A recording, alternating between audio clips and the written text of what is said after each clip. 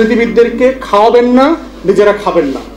শুধু বিএনপি আওয়ামী লীগের দোষ, শুধু খালেদা হাসিনার দোষ, ব্যাপারটা এরকম না।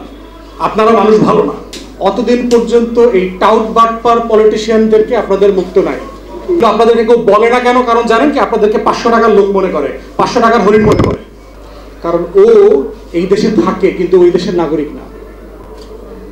আপনারা, আমরা এই দেশে থাকি এবং দাবি করি আমরা এই দেশের নাগরিক।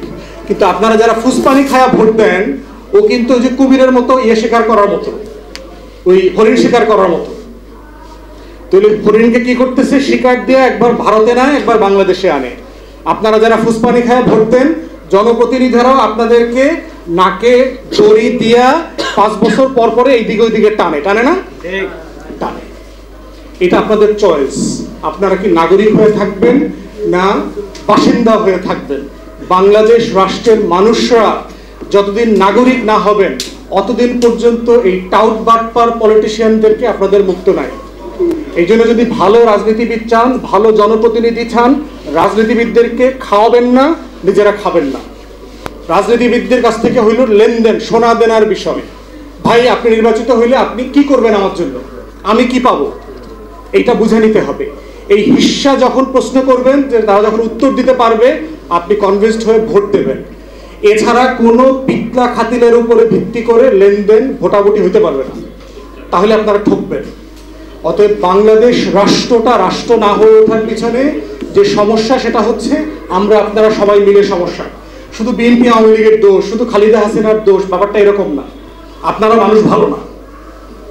আপনারা মানুষ ভালো না হইলে ইলেকশনে 10 কোটি টাকা লাগে কেন? টাকাগুলা প্রার্থীরা কই দেয়? কুত্তা বিলাইকে খাওয়ায় না, মানুষে দেয়। তো খায় কারা? মানুষরা খায় না? আর আপনার মতো মানুষরা খায় না? অতএব এইটা মাথায় রাখতে হবে। এগুলো আপনাদেরকে কেউ বলে না কেন? কারণ জানেন কি, আপনাদেরকে 500 টাকার লোক মনে করে, 500 টাকার হরিণ মনে করে। আপনাদেরকে কেউ মানুষ মনে করে না। আমার কেউ টাকা দিয়ে সাহস পাবে? কি মনে করেন বাংলাদেশের কোন প্রাইম মিনিস্টার ইলেকশনে দাঁড়াইলে আমাকে কি ভোট দেওয়ার জন্য টাকা দিতে পারবে? কি মনে করেন সাহস পাবে? কেন পাবে না? কিন্তু কোটি কোটি মানুষকে টাকা দিয়ে কেনাবেচা করতে পারতেছে কেন? অতএব এই রাজনীতির একটা গুণগত পরিবর্তনের জন্য সমাজকে পরিবর্তিত হইতে হবে, রাষ্ট্রের জনগণকে পরিবর্তিত হইতে হবে, শিক্ষিত মানুষকে পরিবর্তিত হইতে হবে।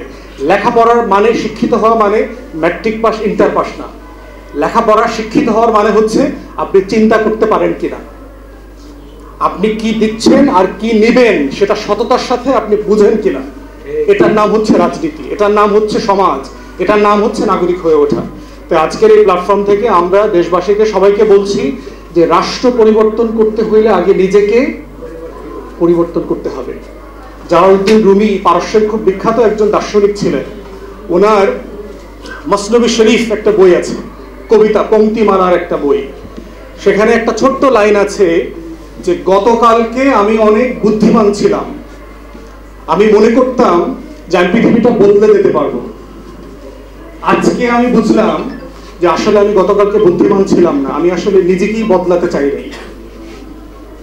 আপনি নিজেকে বদলালেন না, আপনি নিজেকে পরিবর্তন করতে চাইলেন না, অথচ আপনি শুধু পরিবর্তন চান। অমুক পরিবর্তন হয়ে যাবে, অমুক ভালো হয়ে যাবে। অমুক ভালো খারাপ মানুষগুলো কোত্থেকে আসে? আমার আপনার সমাজে না? চোর বাটপাররা কোথায়? অন্য গ্রহ থেকে আসেন, আমার আপনার ছেলে মেয়ে, আত্মীয় স্বজন। অতএব সমাজ বদলাই দিতে হবে, তাহলে রাষ্ট্র বদলে যাবে। আপনি কি ড্রাইভিং শেখা নিয়ে চিন্তিত? পরিবার পরিজন ও প্রিয়জন নিয়ে সময় কাটাতে দূরে কোথাও যেতে চাচ্ছেন? তবে গাড়ি ভাড়া নিয়ে দুশ্চিন্তা করছেন? আপনাদের কোম্পানির আসন্ন প্রোগ্রামে বা নিজের বাড়ির বিয়েতে ইভেন্ট ম্যানেজমেন্ট নিয়েও বিপাকে পড়েছেন? আপনাদের জন্য দারুণ স্বস্তির খবর নিয়ে এলো Mridha rent taker and driving centre. এখানে অতি যত্ন সহকারে সুদক্ষ ট্রেনার দ্বারা অটো ও ম্যানুয়াল গিয়ারে ড্রাইভিং শেখানো হয়। মেয়েদের ড্রাইভিং শেখানোর জন্য রয়েছে দারুণ সুব্যবস্থা। পাশাপাশি পরিবার পরিজন কিংবা কর্পোরেট ট্যুরে বা যে কোনো ইভেন্টে আমাদের থেকে অতি সুলভ মূল্যে পাচ্ছেন কার রেন্ট এবং ইভেন্ট ম্যানেজমেন্টের সুব্যবস্থা। আমাদের ঠিকানা বক্তাবলী খাজা মার্কেট মেইন রোড, ফকির মার্কেট, মুজিবুর কমিউনিটি সেন্টার সংলগ্ন। আমাদের সাথে যোগাযোগ করতে কল করুন স্ক্রিনে দেওয়া নম্বরে।